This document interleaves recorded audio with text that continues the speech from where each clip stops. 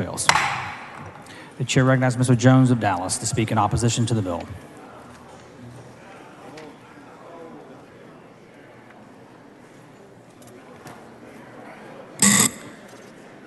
Members, I think we can agree that we become public servants because we want to help people, to address issues impacting our community, and to make Texas a better place for the next generation of Texans here and now.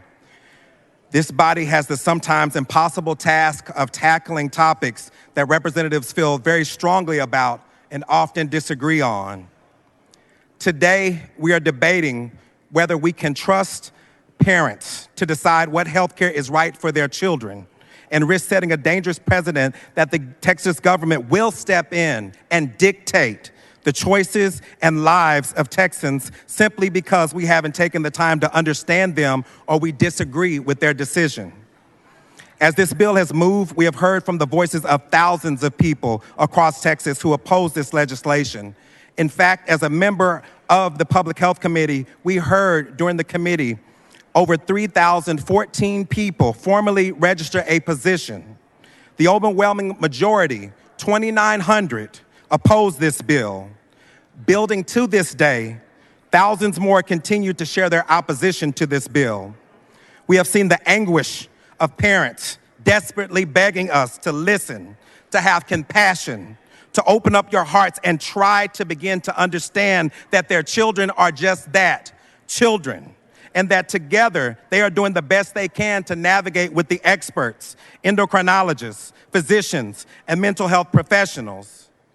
And instead of deliberation, respectful conversation, and active listening, we silenced the voices of over 400 people who showed up to testify against this bill, centering only invited and priority testimonies. We heard the horror stories of what happens when physicians do not follow best practice standards of care. We highlighted the stories of people who were flown in from other states instead of Texans who spent all day at the Capitol for a chance to share 2 minutes of their truth. I saw parents crying, constituents huddled together, comforting each other, and felt so much righteous anger. We cut off testimony for the mental health of our committee, but worried none about the mental health impact of our constituents.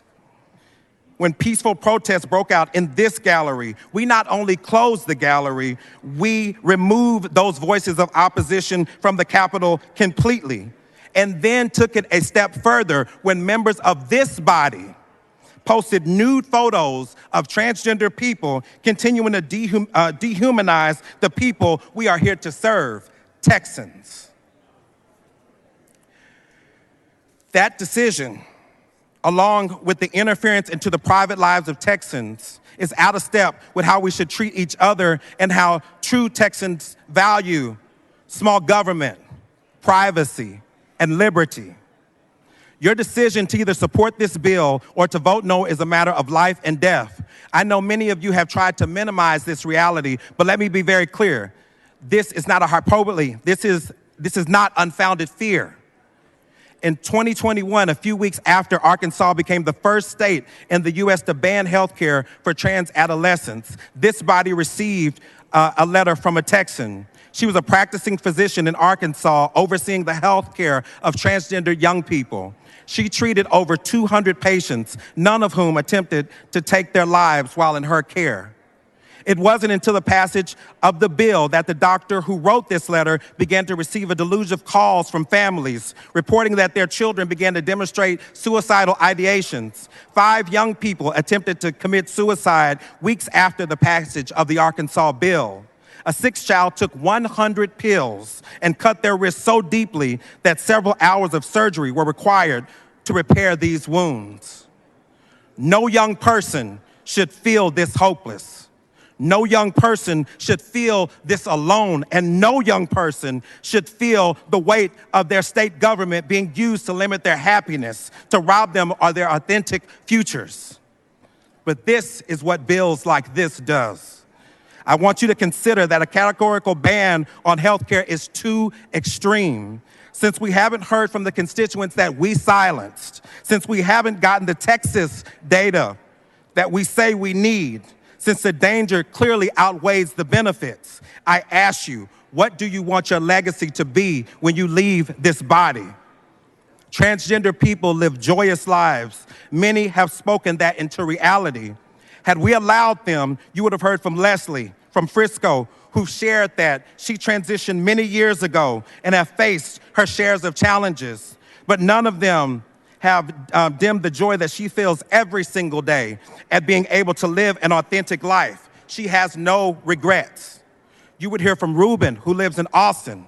Since obtaining age-appropriate health care based on best practices, standards, and with the support of their entire family, friends, and religious community, our daughter has flourished. She maintains a 4.0 GPA, dances in her high school drill team, and has a large circle of friends, participates in many school club activities, and dreams of attending UT and going to medical school. It is ludicrous, ignorant, and hateful to think that parents of transgender children have had some sinister agenda. No parent has ever woke up. Members, please take your conversations outside the rail. No parent has ever woke up in the morning thinking, how can I make my child more vulnerable, more marginalized, more stigmatized, more of a target to this body?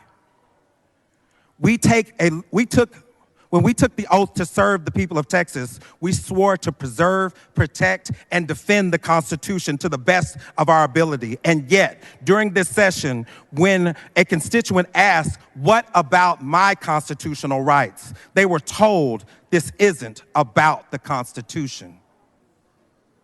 This isn't about the Constitution. Then what are we doing here? When we deny the voices of Texans, we are breaking our oath. We become liars. We become the problem, and we put people in harm's way. Today, I urge this body to remember what you swore to do, to remember what inspired you to service, and to remove the blinders of disinformation and hate. We must do better, not just for Texans, but for humanity. Please vote no on this bill.